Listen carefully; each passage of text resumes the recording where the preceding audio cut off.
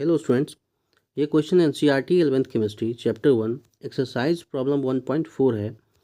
Calculate the amount of carbon dioxide that could be produced when. कह रहा है कि कैलकुलेट करना है हमें कार्बन डाइऑक्साइड कितना बनेगा जब 1 mole of carbon is बर्nt in air, जब 1 मोल कार्बन को एयर में जलाया गया। दूसरा क्वेश्चन है कि 1 mole of carbon is बर्nt in 16 gram of dioxygen, 1 mole carbon को 16 ग्राम ऑक्सीजन में जलाया गया। तीसरा क्वेश्चन है कि 2 moles of carbon are burnt in 16 gram of dioxygen, 2 mole carbon के 16 ग्राम ऑफ डाइऑक्सीजन में O2 में जलाया गया है। तो हमें इसमें प्रोडक्ट निकालना है कि कितना CO2 बनेगा। अब कितना प्रोडक्ट बना है इसके लिए हम लोग क्या करेंगे, सबसे पहले इसका कम्बशन का रिएक्शन लिख लेते हैं। ये स्टोइकियोमेट्री का क्वेश्चन है। तो C + O2 देता है CO2, यही कार्बन के कम्बशन का रिएक्शन है। और इसको सबसे पहले बैलेंस कर ले, संयोग से यहाँ पर बैलेंस ही ऑलरेडी। अब इस बैलेंस्ड केमिकल इक्वेशन से हमें क्या क्या इन्फॉर्मेशन मिलती है, क्या क्या सूचनाएं हम निकाल सकते हैं। तो देखो, सबसे पहली चीज़ कि हम कह सकते हैं कि 1 मोल कार्बन जब 1 मोल ऑक्सीजन के साथ रिएक्ट करता है, ऑक्सीजन का मतलब यहाँ O2 मॉलिक्यूल, ठीक है ना, तो 1 मोल CO2 बनाता है। अब इसी को अगर हम मास में कन्वर्ट करें, देखो 1 मोल कार्बन का मास कितना होगा, 12 ग्राम। तो हम कह सकते हैं कि 12 ग्राम कार्बन जो है 1 मोल मॉलिक्यूल O2 का है तो 32 ग्राम हो जाएगा। आप कैलकुलेट कर लें, 2 ऑक्सीजन है तो 16 + 16, तो 12 gram carbon 32 gram of oxygen के साथ करके कितना दे रहा है CO2, 44 gram of CO2। 1 mole CO2 का मास तो 44 ग्राम ही होगा, आप कैलकुलेट कर लें। 12 + 16 × 2, तो 12 + 32 तो 44 ग्राम हो जाएगा। अब इसमें पहला क्वेश्चन जो है वो है 1 mole of carbon is बर्nt in air, मतलब 1 मोल कार्बन को एयर में जलाया गया है। इसका मतलब एयर क्या हो गया, एयर में ऑक्सीजन होता है और ऑक्सीजन क्या हो गया, एक्सेस में हो गया कहीं ना कहीं। तो लिमिटिंग रिएक्टेंट कौन होगा, कम कौन पड़ेगा, कहीं ना कहीं कार्बन पड़ेगा। लिमिटिंग रिएक्टेंट तो आप जानते ही होंगे क्या होता है, वह रिएक्टेंट जो रिएक्शन के दौरान पहले खर्च हो जाए, जो कम मात्रा में हो, जितनी आवश्यकता हो उसके हिसाब से कम मात्रा में हो, ठीक है। और जो भी कैलकुलेशन होती है वो लिमिटिंग रिएक्टेंट के हिसाब से ही होती है, क्योंकि ये कम मात्रा में है तो ये कम्प्लीटली खर्च होगा, ये तो खर्च होगा नहीं, तो इसी के हिसाब से तय होगा कितना प्रोडक्ट बनेगा, ठीक है।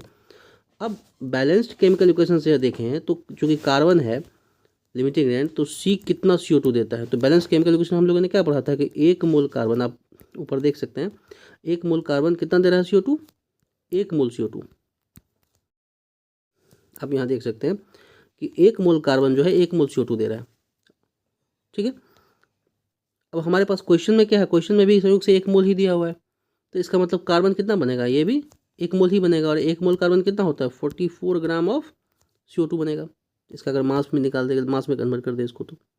अब नेक्स्ट क्वेश्चन देखें, इसमें क्या है कि 1 mole of carbon is बर्nt in 16 gram of dioxygen, 1 mole carbon जो है 16 ग्राम ऑफ डाइऑक्सीजन में जला है। हम लोग पीछे देख चुके हैं कि 1 मोल कार्बन को 1 मोल ऑक्सीजन चाहिए होता है। इसका मतलब 1 मोल कार्बन को 32 ग्राम ऑफ ऑक्सीजन चाहिए होता है, लेकिन ऑक्सीजन कितना है यहाँ, 16 ग्राम।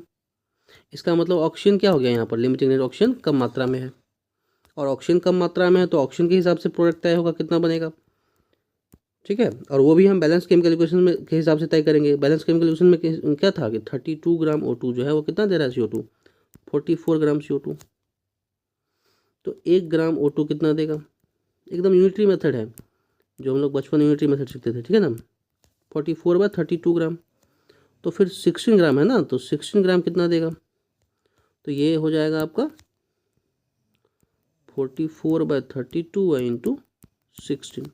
कैलकुलेट कर लीजिए, 1 टाइम्स में, ये 2 टाइम्स में, यहाँ से यहाँ कैंसिल हो जाएगा, ये 22, ये कितना हो जाएगा, 22 ग्राम ऑफ CO2। अब इसमें तीसरा क्वेश्चन देखें, इसमें है कि 2 moles of carbon are burnt in 16 gram of dioxygen. फिर से लिमिटिंग रिएक्टेंट यही हो जाएगा, क्यों, अरे भाई जब 1 मोल कार्बन था तब तो 16 ग्राम डाइऑक्सीजन कम पड़ रहा था, अब तो यहाँ 2 मोल है, कार्बन बढ़ ही गया लेकिन डाइऑक्सीजन उतना का उतना ही है, तो लिमिटिंग रिएक्टेंट फिर से ये वही रहेगा।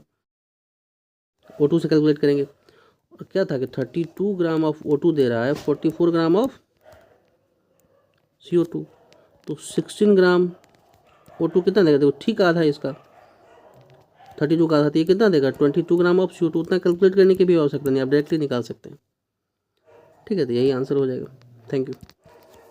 और आपका अगर स्टोइकियोमेट्री और लिमिटिंग रिएक्टेंट में प्रॉब्लम है, आपको दिक्कत होती है, तो आप चाहें तो मेरा लेक्चर देख सकते हैं, मेरे चैनल पर लेक्चर भी प्रेजेंट है।